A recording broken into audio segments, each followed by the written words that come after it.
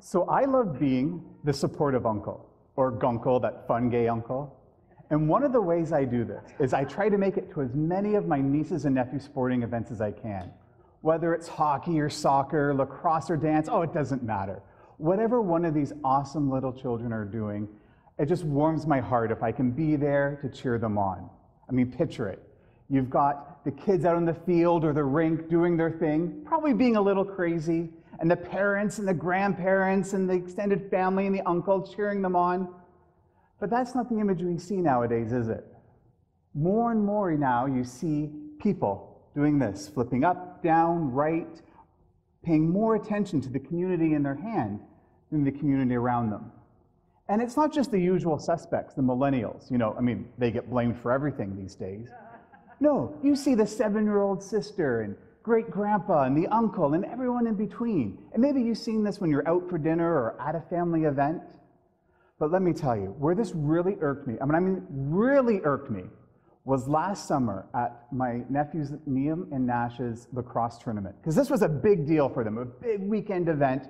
You know, and as gunkles, we went all in. We had the car just filled to the nines. We had all the food and the drink because we were going to make sure everyone was well fed. And when we got there, we had just everything. We had the camping chairs, we had the dog, we had the foldable wagon, and dragged everything out to the sidelines. And there were the boys out there getting warmed up, and let me tell you, they were so excited we were there, and we were just so excited too that we were there to support them. And as we're there, we get all set up, all sitting down, and there they were getting all warmed up. The match is starting, and I'm just happening to look aside, and I'm looking back and forth, and what do I see? Everybody, and I mean every single person, doing this, not paying attention to what was happening on the field. I'm not proud of what I did, because I got so angry. I was so mad about this. How dare they not pay attention to what's happening on the field? So I took a picture and came up with what I thought was a clever hashtag, and then I uploaded it to Twitter, because I was going to tell the world we need to wake up and pay more attention. And then, of course, since I had a great image, I uploaded it to Instagram and Facebook. Well, I was on a roll now, so I slapped it to my work colleagues. And then I was like, you know what? Some people don't have Instagram and Facebook, so I sent that to them on WhatsApp. Oh, and then, because I was feeling so angry, I did a longer write-up and I added it to LinkedIn, because I was going to tell the world we were going to wake up. And I was so proud, and I sat back down in my chair, and as I'm sitting there, feeling so proud, after a few minutes, a few more minutes like an addict, I started to wonder, well, what was the impact? Did anybody like it? Maybe a happy face or a sad emoji, some type of emoji or something, or a reaction, or anyway. So what do? I do this. And as I'm sitting here looking to see what impact, or if anyone liked it or something, I hear this big roar, and I'm like, whoa, what did I miss? And of course, 7-year-old Liam had scored his very first lacrosse goal. I mean, I was devastated. I mean, the hypocrisy, the irony, I get it. Well, now the behavioral scientists in me really wanted to understand this a bit better. So I started to do some research. And sure enough, there is a ton of research in peer-reviewed scientific journals on the impact of these devices and these platforms on our mental health. Oh, and so much research on the impact on children. And let me tell you, the researchers were saying this, and all these specialists were saying we needed to reduce our screen time, reduce our screen time, reduce our screen time. There were even these platforms and these on your devices where you can get this dashboard view of where you spend your time on your device, so you can make a data-informed decision of where to cut back. And all these things around reducing your screen time, reducing your screen time, reducing your screen time, got me thinking of something that happened to me about 5 years ago now. I was diagnosed with cancer, an incurable form of leukemia. And I'll never forget, I was sitting there in the doctor's office as she was telling me this, and we got talking about the now what and the next steps. And one of the things that she said was, you need to start reducing your caloric intake and counting your calories. Okay, well, first off, I'm Scottish, Italian, Canadian. So, okay, I will cut back on my calories. I mean, I love my pizza, my pasta, and poutine, but I can do this, but I will reduce my caloric intake. Needless to say, I didn't take this news really well, and when I left her office, it was downtown Toronto, and I'm not proud of this. I was walking down, and I went into a convenience store, and I bought a big bag of Doritos. And not just any bag, ketchup-flavored Doritos, which I believe is only available in Canada. And I took that bag of ketchup-flavored Doritos and went into a back alley behind a dumpster and devoured that bag. You know you hit rock bottom when you're in a back alley eating a bag of ketchup-flavored Doritos with people literally doing drugs. No, seriously, there was a woman with a needle in her arm while I'm devouring that bag. And we get talking, as you do, and I was saying, this will be my last bag of Doritos, and she said, well, this will be my last hit of heroin. Anyway, we laughed, but as we were talking, she noticed that it was only 140 calories per serving. Okay? Mind you, I certainly had more than one serving. I think one serving was 4 to 5 chips. But, and this is where I'm really embarrassed, I actually had no idea at that time what a calorie was. I mean, I knew the word calorie. I knew you're supposed to count them. I knew calorie, like you see them on the back of every packaging of food, it says how many calories, but I didn't actually know what a real calorie was. Here's the thing, a calorie is a unit of measurement of energy. So 1 calorie is the amount of energy needed to raise the temperature of 1 kilogram of water by 1 degree Celsius. Okay? I don't know how that impacts my cancer, but sure, I will start counting calories. Like, do I eat the smaller bag of Doritos and that's okay? I wasn't too sure. Anyway, I went back to the cancer center and I was mentioning this to one of the nurses and they were like, okay, you know what? Yes, for the doctor, count the calories. But what I want you to do is actually focus on the impact that food has on your body. So when you're eating, you look at what food and the impact and only focus on that. And she was right, because 200 calories of junk food does not have the same impact on my body as 200 calories of fruits and vegetables.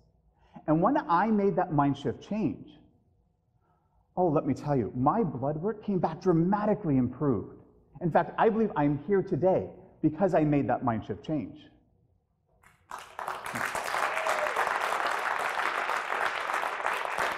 So what does this have to do with social media and building community? Well, just look at how we measure success in building community on social media. What do we measure? We look at things like likes, impressions, how many followers we have. But are we really just counting empty calories? Could we be counting something else? I mean, no offense to the Kardashians or to others who shall remain nameless when they post their, their selfies and those duck faces. But what impact does that have on others? What impact does that have on you as you're scrolling through your feed? Let me tell you about this beautiful young girl, 11 years old. Her name's Addie, and she's from Maryland. And together with her mom, Sarah, they have a Twitter account called Gorilla Heroes. And they have about maybe 500 followers. So again, looking at traditional ways of measuring success on social media, maybe not the most impressive. They post a lot of pictures about gorillas and different things about gorillas. They want to raise awareness about gorillas. But recently, they started running these campaigns. One of them was, if you posted a video of yourself getting pied in the face and used a certain hashtag, there were some sponsors who would raise money for gorilla conservation.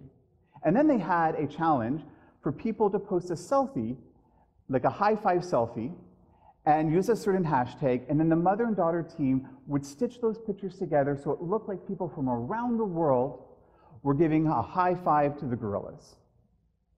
Now that post, again, if you look at the traditional way of measuring social media success, had only 17 retweets and 8 hearts. Not impressive by social media standards at all. But let's take a look at something else, the impact. If you look at the mother-daughter time spent as I curated this feed, I mean, priceless. What about the $4,000 that Addie raised? At 11 years old, $4,000 is pretty impressive. And then they had over 30 people from around the world take part in that selfie challenge. There are people from Great Britain to South Africa, from Indonesia, all across the US, and even this big bearded dude from Canada. Again, what was the impact of that post? I think fairly impressive. There was also a lady in Chicago, Candace Payne, who during a horrible cold snap recently saw that people were literally dying on the streets because there was no room in the shelters. Now, she went out on her own dime and bought a few hotel rooms, but did a social media post encouraging others to do the same. That post generated thousands of dollars that raised enough money to put hundreds of people into hotel rooms. What was the impact of her posts? Let me tell you about this wonderful pizza shop in my town that I live in now. Now, I get it, pizza, probably I shouldn't be eating pizza, or at least not when I'm counting calories. But oh, I love this pizza shop. I mean, it's got, the slices are way too big. Even now I'm thinking about it, I'm getting really hungry. But oh, it's got like not too much grease, but just enough. Oh, molto bene, I love it. Well, like a lot of pizza shops, they have a 2-for-1 deal where you buy 2 slices, you get a drink, and it's a smoking hot deal. But even for a guy like myself, well, it can be a little difficult to finish the second slice. So somebody I follow on social media, I don't even know if this is true or not, but somebody on social media posted that if you can't finish the second slice, this pizza shop will take the second slice and give it to someone less fortunate. Well, that post prompted me to go to their downtown location, and I got 2 slices, finished one myself, and I went outside and I looked for someone who looked homeless. Now, if I were to look at the traditional way of measuring social media success, that post got 2 likes, and I was one of them. But if we look at the impact, yes, let me tell you, that gentleman was so appreciative. It was the first time he was eating that day. I get it, we're not going to cure hunger or end homelessness with 1 slice of pizza. But the impact on me was far greater. Because the conversation I had with this gentleman, oh my goodness, it really helped tear down the stigma and negative stereotype I had about homeless people. And really, I should frame it as people who just happen to be homeless in that period in their life. And that to me was absolutely priceless. So, what needs to change? I mean, right now, are we counting empty calories when we look at social media? Or could we be measuring something else, something with more nutritional impact? What if we did something different? What could that be? Well, I get it. If we look at the platforms right now, the way they were built and designed to measure a certain thing. So asking them to change might be a little more difficult. But what about us? What could we do differently? Who here would be open to using these platforms differently? Thank you. And I think we can, because we can inspire change through the content that we support and we put out there. Oh, I get. Right now, I sound like let's go hug trees, sing kumbaya, and kiss puppies. But I'm not. Because as humans, we have a huge tendency to focus on what we measure.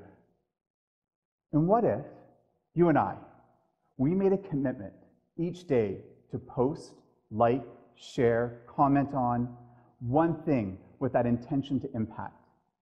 What impact would that have on our communities? What if we spent less time counting likes and focused more on impact? Thank you.